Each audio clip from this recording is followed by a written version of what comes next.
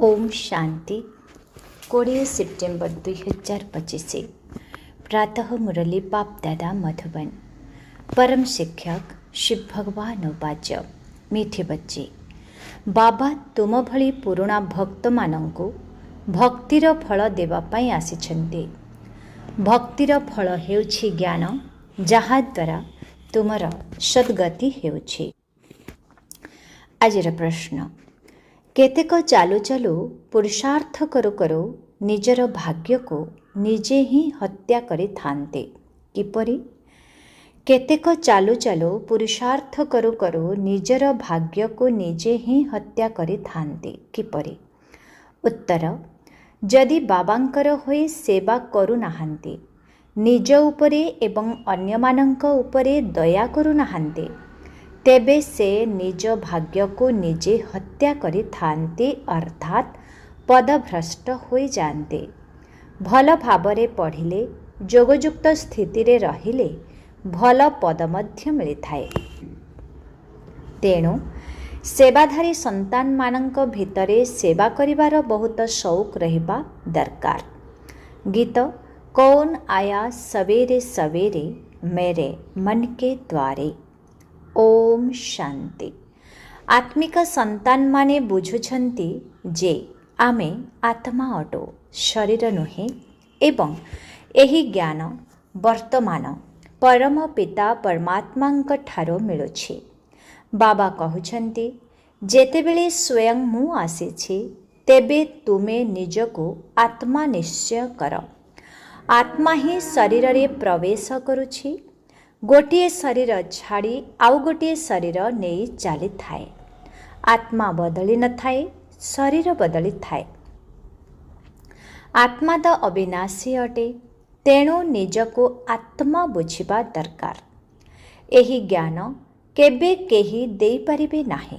पिलामाने डाकिबारु बाबा आसिछन्ति, एहा मध्य काहाको जणा नाही जे एहा पुरुषोत्तम संगम जुग अटे। बाबा आसी बुझाउछन्ति जे मु आसी थाए कल्पर पुरुषोत्तम संगम जुगरे, जहा फलरे सारा विश्व पुरुषोत्तम होई थाए। एही समय रे तो सारा विश्व कनिष्ठ बा पतित होई जाइछि। ताहाको कुहा जाए अमरपुरी। एहा हेउछि मृत्युलोक। मृत्युलोकरे आसुरी गुणयुक्त मनुष्य थान्ते, अमर लोकरे दैवी गुणयुक्त मनुष्य थान्ते। एथिपाई तांकु देवता कुहा जाए। एठारे मध्य भल स्वभावयुक्त मनुष्यंको कुहा जाए। ये तो जेपरि देवता अटन्ति, केही केही दैवी गुणयुक्त थान्ते, किंतु एही समय रे तो सबु आसुरी गुणयुक्त मनुष्य अटन्ति। पांच विकार रे बुड़ी रहिछन्ति, तेणु तो डाकी थान्ति, एही दुखरु आसी मुक्त करंतु। भगवान केवल जणे सीतांकु तो रक्षा करि नाहान्ति। बाबा बुझाउछन्ति, सामग्रिक भावे भक्तंकु सीता कुहा जाए, भगवानंकु राम कुहा जाए। से वर्तमान भक्तिर फल देवा पाए आसिछन्ते। एही बेहदर रावण राज्य रे सारा विश्व फसी जाइछि। सेमानंको मुक्त करी राम राज्य को ले जाउछन्ते। एठारे रघुपति राघव राजा रामंकर कथा नुहे। से तो त्रेता जुगर राजा थिले। एबे तो समस्त आत्मा तमो प्रधान जीर्ण शीर्ण अवस्थारे अछन्ति। सीढ़ीरू ओह्लाई ओह्लाई तळकू खसी आसिछन्ति। पूज्यरू पूजारी होई जाइछन्ति। देवता माने काहार पूजा करन्ति नाही, सेमाने तो पूज्य अटन्ति। पुणी सेमाने जेतेबेले वैश्य शूद्र हुअन्ति, सेतेबेले पूजा आरंभ होई थाए। बाम मार्गरे आसीबा द्वारा पूजारी होई थान्ति। पूजारी देवता मानंक चित्र आगरे नमन करि थान्ते। वर्तमान समय रे केही जणे भी पूज्य होई पारिबे नाही। सर्वोच्च भगवान हेउछन्ति सर्वदा पूज्य। पुणी सत्ययुगी देवी देवता माने पूज्य अटन्ति। ଏହି ସମୟରେ ତ ସବୁ ପୂଜାରୀ ଅଟନ୍ତି। ପ୍ରଥମେ ପ୍ରଥମେ ଶିବଙ୍କର ପୂଜା ହୋଇଥାଏ, ତାହା ହେଲା ଅବ୍ୟଭିଚାରୀ ପୂଜା। ସେହି ପୂଜା ସତୋପ୍ରଧାନ ଅଟେ। ପୁଣି ସତୋ ପରେ ଦେବତାମାନଙ୍କର ପୂଜା କରିବା ଆରମ୍ଭ କରନ୍ତି।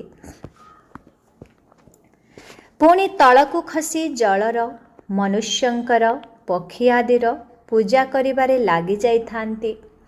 ଦିନକୁ ଦିନ ଅନେକଙ୍କର ପୂଜା ହେବାରେ ଲାଗିଛି। ଆଜିକାଲି ଧର୍ମ ସମ୍ମିଳନୀ ମଧ୍ୟ ବହୁତ ହେଉଛି। କେବେ ଆଦି ସନାତନ ଧର୍ମାବଲମ୍ବୀଙ୍କର, କେବେ ଜୈନ୍ୟମାନଙ୍କର, କେବେ ଆର୍ୟ ସମାଜୀମାନଙ୍କର ସମ୍ମିଳନୀ ହେଉଛି। ଅନେକଙ୍କୁ ଡକାଇଥାନ୍ତି, କାହିଁକିନା ପ୍ରତ୍ୟେକ ନିଜ ନିଜର ଧର୍ମକୁ ଉଚ୍ଚ ବୋଲି ଭାବିଥାନ୍ତି। ପ୍ରତ୍ୟେକ ଧର୍ମରେ କିଛି ନା କିଛି ବିଶେଷ ଗୁଣ ରହିଥିବା କାରଣରୁ ସେମାନେ ନିଜକୁ ବଡ଼ ଭାବିଥାନ୍ତି। ଜୈନ୍ୟମାନଙ୍କ ମଧ୍ୟରେ ବି ଭିନ୍ନ ଭିନ୍ନ ପ୍ରକାରର ଥାନ୍ତି, 5-7 ପ୍ରକାରର ହେବେ। ସେମାନଙ୍କ ଭିତରେ ପୁଣି କିଏ ଉଲଗ୍ନ ଥାନ୍ତି। ଉଲଗ୍ନ ରହିବାର ଅର୍ଥ ମଧ୍ୟ କେହି ବୁଝନ୍ତି ନାହିଁ। ଭଗବାନ ଉବାଚ, ଉଲଗ୍ନ ଅର୍ଥାତ୍ ଅଶରୀରୀ ହୋଇ ଆସିଥିଲ, ପୁଣି ଅଶରୀର ହୋଇ ଚାଲିଯିବ। ସେମାନେ ପୁଣି ବସ୍ତ୍ର ଓହ୍ଲାଇ ଉଲଗ୍ନ ହୋଇଯାଉଛନ୍ତି। ଭଗବାନ ଉବାଚର ଅର୍ଥକୁ କେହି ବୁଝୁନାହାନ୍ତି। ବାବା କହୁଛନ୍ତି, ତୁମେ ଆତ୍ମାମାନେ ଏଠାକୁ ଏହି ଶରୀର ଧାରଣ କରି ଅଭିନୟ କରିବା ପାଇଁ ଆସିଛ, ପୁଣି ଘରକୁ ଫେରିଯିବ। ଏହି କଥାକୁ ତୁମେ ପିଲାମାନେ ହିଁ ବୁଝିପାରୁଛ। ଆତ୍ମା ହିଁ ଅଭିନୟ କରିବା ପାଇଁ ଆସିଥାଏ। ଏହି ସୃଷ୍ଟି ରୂପୀ ବୃକ୍ଷର ବୃଦ୍ଧି ହୋଇଥାଏ। ନୂଆ ନୂଆ ଧର୍ମର ସୃଷ୍ଟି ହେଉଛି। ଏଣୁ ଏହାକୁ ଭେରାଇଟ୍ ବା ବିବିଧ ନାଟକ କୁହାଯାଉଛି। ଏହା ଭିନ୍ନ ଭିନ୍ନ ଧର୍ମର ବୃକ୍ଷ ଅଟେ। ପ୍ରତ୍ୟେକ ଧର୍ମର ପୁଣି ଶାଖାମାନ ସୃଷ୍ଟି ହୁଏ। ମହମ୍ମଦ ତ ପରେ ଆସିଛନ୍ତି। ପ୍ରଥମେ ହେଲା ଇସଲାମୀ। ମୁସଲମାନମାନଙ୍କର ସଂଖ୍ୟା ବହୁତ। ଆଫ୍ରିକାରେ କେତେ ସାହୁକାର ଅଛନ୍ତି। ସୁନା ହୀରାର ଖଣି ଅଛି। ଯେଉଁଠାରେ ବହୁତ ଧନ ଦେଖନ୍ତି, ଆକ୍ରମଣ କରି ଧନଶାଳୀ ହୋଇଯାଆନ୍ତି। ଖ୍ରୀଷ୍ଟିଆନ ମାନେ ମଧ୍ୟ କେତେ ଧନଶାଳୀ ହୋଇଛନ୍ତି। ଭାରତରେ ମଧ୍ୟ ଧନ ଅଛି, କିନ୍ତୁ ଗୁପ୍ତ। ସୁନା ଆଦି କେତେ ରଖିଛନ୍ତି। ବର୍ତ୍ତମାନ ଦିଗମ୍ବର ଜୈନ ସଭାର ସଦସ୍ୟମାନେ ସମ୍ମିଳନୀ ଆଦି କରୁଛନ୍ତି, କାହିଁକିନା ପ୍ରତ୍ୟେକ ନିଜକୁ ବଡ଼ ବୋଲି ଭାବୁଛନ୍ତି। ଏଠାରେ ଏତେ ସବୁ ଧର୍ମ ବଢ଼ି ବଢ଼ି ଚାଲିଛି, କେବେ ବିନାଶ ବି ହେବ, କିଛି ବି ବୁଝୁନାହାନ୍ତି। ସବୁ ଧର୍ମଠାରୁ ଶ୍ରେଷ୍ଠ ତ ତୁମର ବ୍ରାହ୍ମଣ ଧର୍ମ ଅଟେ, ଯାହା ବିଷୟରେ କାହାକୁ ଜଣା ନାହିଁ। କଳିଯୁଗରେ ବ୍ରାହ୍ମଣ ମଧ୍ୟ ବହୁତ ଅଛନ୍ତି, କିନ୍ତୁ ସେମାନେ ହେଲେ ଔରସଜାତ ବ୍ରାହ୍ମଣ। ପ୍ରଜାପିତା ବ୍ରହ୍ମାଙ୍କର ମୁଖବଂଶାବଳୀ ବ୍ରାହ୍ମଣ। ସେମାନେ ତ ସବୁ ଭାଇ ଭଉଣୀ ଅଟନ୍ତି। ଯଦି ସେମାନେ ନିଜକୁ ବ୍ରହ୍ମାଙ୍କର ସନ୍ତାନ କହୁଛନ୍ତି, ତାହାହେଲେ ଭାଇ ଭଉଣୀ ହେଲେ। ପୁଣି ବିବାହ ଆଦି କିପରି କରୁଛନ୍ତି? ତେଣୁ ଏଥିରୁ ସିଦ୍ଧ ହେଉଛି ଯେ ସେହି ବ୍ରାହ୍ମଣ ବ୍ରହ୍ମାଙ୍କର ମୁଖବଂଶାବଳୀ ନୁହନ୍ତି, କେବଳ ନାମ ରଖିଦେଇଛନ୍ତି। ବାସ୍ତବରେ ବ୍ରାହ୍ମଣମାନଙ୍କୁ ଦେବତାମାନଙ୍କ ଠାରୁ ଶ୍ରେଷ୍ଠ କୁହାଯିବ, କାରଣ ସେମାନେ ସର୍ବୋଚ୍ଚ ଶିଖରରେ ଅଛନ୍ତି ନା। ଏହି ବ୍ରାହ୍ମଣ ହିଁ ମନୁଷ୍ୟମାନଙ୍କୁ ଦେବତାରେ ପରିବର୍ତ୍ତନ କରୁଛନ୍ତି। ଶିକ୍ଷକ ହେଲେ ପରମ ପିତା ପରମାତ୍ମା, ସ୍ୱୟଂ ଜ୍ଞାନର ସାଗର। ଏହା କାହାକୁ ବି ଜଣା ନାହିଁ। ବାବାଙ୍କ ପାଖକୁ ଆସି ବ୍ରାହ୍ମଣ ହୋଇ ପୁଣି କାଲି ଶୂଦ୍ର ହୋଇଯାଉଛନ୍ତି। ପୁରୁଣା ସଂସ୍କାର ବଦଳାଇବା ପାଇଁ ବହୁତ ପରିଶ୍ରମ ଲାଗିଥାଏ। ନିଜକୁ ଆତ୍ମା ନିଶ୍ଚୟ କରି ବାବାଙ୍କ ଠାରୁ ସମ୍ପତ୍ତି ନେବାର ଅଛି। ଆତ୍ମିକ ପିତାଙ୍କ ଠାରୁ ଆତ୍ମିକ ପିଲାମାନେ ହିଁ ସମ୍ପତ୍ତି ନେବେ। ବାବାଙ୍କୁ ମନେ ପକାଇବାରେ ହିଁ ମାୟା ବିଘ୍ନ ପକାଇଥାଏ। बाबा कही थांती हातरे काम करी हृदय बाबा को मने पकाओ। यह बहुत सहज अटे। जेपरी प्रेमिका प्रेमिक होई थांते जो माने कि जीए जणे जनकु न देखी रही पारिबे नाही। बाबा तो प्रेमिका अटंती, सबु पिला माने प्रेमिका अटंती जो माने कि बाबा को मने पकाउछन्ते। एकमात्र बाबा ही केबे काहा निकटरे समर्पित हुअन्ते नाही, काहेकिना तांकठारो बड़ केही नाहान्ते।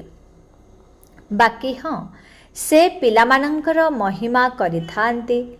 भक्ति मार्गरु आरंभ करे समस्ते मोर प्रेमिका अटन्ते। डाकी थान्ति मध्य आस दुखरु मुक्त कर, पवित्र कर, तुमे सबु कन्या मु हेउछि बर। तुमे माने समस्ते आसुरी जेल रे बंदी होई जाइछ, मु आसी मुक्त कराउछि। एठारे बहुत परिश्रम रहिछि। कुदृष्टि धोका दे थाए, पवित्र दृष्टि हेबारे ही मेहनत करिबा को पड़ी थाए। देवता मानंकर केते सुंदर चरित्र अटे। वर्तमान एभली देवता करिबा बाला निश्चित आवश्यक ना। सम्मिलनी रे विषय रखा जाइछे मानव जीवन रे धर्मर आवश्यकता। ड्रामा को न जानिबा कारणरू संशय रे पड़ी जाइछन्ते। तुम व्यतीत अन्य केही बुझाई पारिबे नाही। ख्रिस्टियान अथवा बौद्ध आदि को एहा कौन जना अछि जे जीसु बुद्ध आदि पुणी केबे आसिबे। तुमे माने ही तुरंत हिसाब किताब सुनाई दे पारिबो। तेणु बुझाइबा दरकार जे धर्मर तो आवश्यकता रही ना। प्रथमे प्रथमे केउ धर्म थिला, पुणी केउ धर्म आसीछि। निज धर्मर लोक माने मध्य संपूर्ण बुझी पारु नाहांते, जोगयुक्त हेउ नाहांते। जोग बिना शक्ति आसी न थाए, बल भरी न थाए। बाबा को ही सर्वशक्तिर अधिकारी कुहा जाउछि। तुमे मध्य सर्वशक्तिर अधिकारी हेउछ, विश्वर मालिक होई जाउछ। तुमर राज्य को केही छड़ाई नहीं पारिबे नाही। सत्य जुगरे आउ कौनसी राज्य न थाए। एबे तो अनेक खंड रहिछि। एही सृष्टि चक्र किपरि घुरुछि। 5000 वर्षर एही चक्र अटे। बाकी सृष्टि केते लंबा ताकू कौन मापि पारिबो। स्थल भाग को माप करि पारिबो, सागरर माप तो करि पारिबो नाही। आकाश एवं सागरर अंत केही पाई पारिबे नाही। तेणु बुझाइबा दरकार जे धर्मर आवश्यकता काहेकि रहिछि। सारा चक्र धर्म उपरे ही तैयारी होइछि। एहा हेउछि भिन्न भिन्न धर्मर वृक्ष। एही कल्प वृक्षर चित्र हेउछि अंध आगरे आईना। तुमे एबे बाहरे सेवा करिबा पई बाहरिछ। धीरे धीरे तुमर वृद्धि होई चलिछि।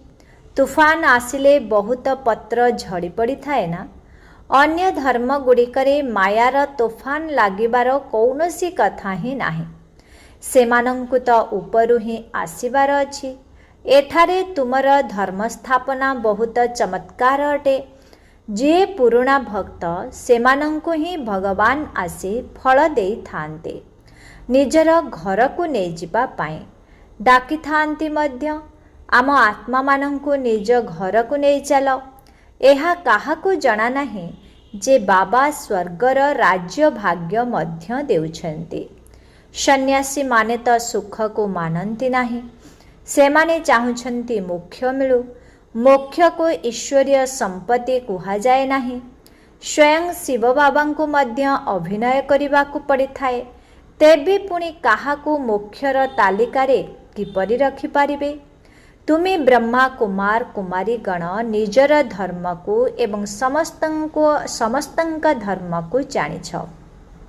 तेणु तुमर दया आसीबा दरकार। चक्रर रहस्य बुझाइबा दरकार। सेमानंकु कुह तुमर धर्म स्थापक पुणे निज समय अनुसारे आसीबे। हुशियार होई बुझाइबा दरकार। तुमे बुझाई पारिबो जे प्रत्येकଙ୍କୁ सतो प्रधानରୁ सतो रजो तमोरे आसिबाकु होई थाए। वर्तमान रावण राज्य अटे। तुमर ज्ञान हेला सत्य गीता जहा बाबा सुनाउछन्ते। भगवान निराकारଙ୍କୁ ही कुहा जाए। आत्मा निराकार ईश्वर पितांकु डाकी थाए। सेठारे तुमे आत्मा माने रही थाओ। तुमको कण परमात्मा कुहाजिब। परमात्मा तो जणे अटंती। उच्चरु उच्च भगवान पुणी सबु आत्मा माने तांकर संतान अटंती। समस्तंकर सद्गति दाता जणे अटंती। तापरे हेउछन्ती देवता माने। सेमानंक मध्यरे नंबर 1 हेले श्री कृष्ण। कारण आत्मा एवं शरीर उभय पवित्र अटे। तुमे हेल संगम जोगी। तुमर जीवन अमूल्य अटे। देवता मानंकर नुहे ब्राह्मणंकर जीवन अमूल्य अटे। बाबा तुमको संतान रूपे ग्रहण करी पुणे तुम पाई केते मेहनत करुछंती। देवता माने कौन एते परिश्रम करि परिबे। दुनिया रे पाठ पढ़ाइबा पाई पिलामानंकु पाठशाला को पठाई थांते। एठारे किंतु बाबा निजे बसी तुमको पढ़ाउछंती। से पिता शिक्षक और गुरु तीन रूपरे अछंती। तेणु तांकर केते सम्मान रहिबा दरकार। सेवाधारी पिलामानंकर सेवार बहुत शौक रहिबा उचित। बहुत कम अछंती जो माने बहुत भल हुशियार अटंती। तेणु सेवारे लागिछंती। सेवा करिबा पाई भुजा तो दरकार ना। युद्ध स्थल को जीवा पाई जहाको सिखाई थांती तांकर चाकरी आदि सबु छड़े दे थांती। सेमानंक पाखरे तालिका थाए। पुणी सेनाबाहिनी को केही मना करिबे नाही जे मो युद्ध स्थल को जीवी नाही। जरूरी परिस्थिति को मुकाबिला पाई ड्रिल सिखाई थांते। प्रत्याख्यान कले केस करि थांती। एठारे तो से कथा नाही। एठारे जिए भल भावरे सेवा करि न थांती तांकर पद भ्रष्ट होई थाए। सेवा न करिले निजको निजे गुली मारिबा भली निजर भाग्य को निजे ही नष्ट करि थांती। पद भ्रष्ट होई थाए। निजर भाग्य को गुली करि दियंती। जदि भल भावरे पढ़िबे जोग स्थिति रे रहिबे तेबे भल पद मिलिबो। निज उपरे दया करिबाकू हेबना। निज उपरे दया करिले ही अन्य उपरे मध्य करि पारिबो। बाबा सबु प्रकारर कथा बुझाई थांती। यही दुनियार नाटक किपरि चालिछि, राजधानी किपरि स्थापन हेउछि, यही कथा को दुनिया जानि नाही। एबे निमंत्रण तो मिलुछि। 5-10 मिनिट रे कौन बुझाई पारिबो। घंटे 2 घंटा देले बुझाई पारिबो। सेमाने ड्रामा को तो बिल्कुल जानती नाही। भल भल पॉइंट्स सबू एणे तेणे लिखिदेवा दरकार। परंतु पिला माने भूली जाउछन्ते। बाबा रचयिता मध्य अटंती। तुम पिलामानंकु रचना करिछन्ते, निजर करिछन्ते, निर्देशक होई निर्देशना भी देउछन्ते। पिलामानंकु श्रीमत देउछन्ते एवं पुणी निजर अभिनय मध्य करुछन्ते, ज्ञान सुनाउछन्ते। एहा भी तांकर सर्वोच्च अभिनय अटेना। जदि केही ड्रामार रचयिता, निर्देशक एवं मुख्य अभिनेता को न जानिले तेबे कौन से हेले। अच्छा, मीठे मीठे शिखिलधे संतान मानंक प्रति मात पिता बाप दादांकर मधुर स्नेह संपन्न शुभेच्छा एवं सुप्रभात। आत्मिक पितांकर आत्मिक संतान मानंको नमस्ते। आत्मिक संतान मानंकर आत्मिक पितांको ओम शांति। Good morning. नमस्ते नमस्ते नमस्ते नमस्ते नमस्ते। शुक्रिया बाबा, शुक्रिया। ओम शांति।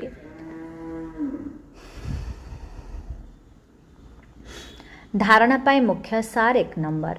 यही अमूल्य जीवन रे शिक्षा देउथिबा शिक्षकंकर बहुत बहुत सम्मान रखिबाकू हेबो। पाठ पढ़ारे भल हुशियार होई सेबारे लागी जिबाकू हेबो। निज उपरे निजे ही दया करिबाकू हेबो। 2 नंबर। ନିଜେ ନିଜକୁ ସୁଧାରିବା ପାଇଁ ଦୃଷ୍ଟିକୁ ପବିତ୍ର କରିବାକୁ ପଡ଼ିବ। ନିଜର ଚରିତ୍ରକୁ ସୁଧାରିବାକୁ ହେବ। ମନୁଷ୍ୟକୁ ଦେବତା କରିବାର ସେବା କରିବାକୁ ହେବ। ଆଜିର ବରଦାନ, ଆତ୍ମିକ ଡ୍ରିଲର ଅଭ୍ୟାସ ଦ୍ୱାରା ଫାଇନାଲ ପରୀକ୍ଷାରେ ପାସ୍ ହେଉଥିବା ସଦା ଶକ୍ତିଶାଳୀ ଆତ୍ମା ଭବ।